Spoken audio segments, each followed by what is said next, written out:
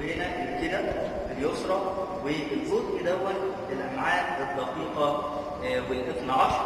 وهنا طبعا المنطقه دي منطقه الفخذ، والكعب هو الجهاز البولي والحوض.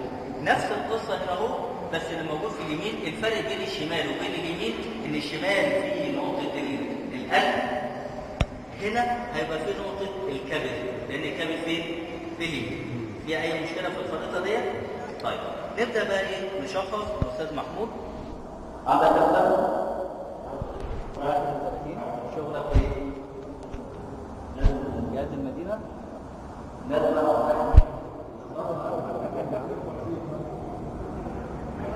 يا حد عنده اي مشكله عندك ولا بتكشف لي؟ طيب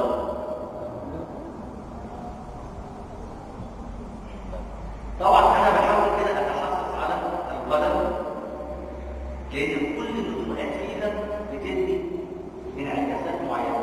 زي ما قلنا هو الانعكاس اسمه ايه؟ ريفلكس صوتي. يعني ايه ريفلكس صوتي؟ اللي هو ايه؟ ده صوت انعكاس.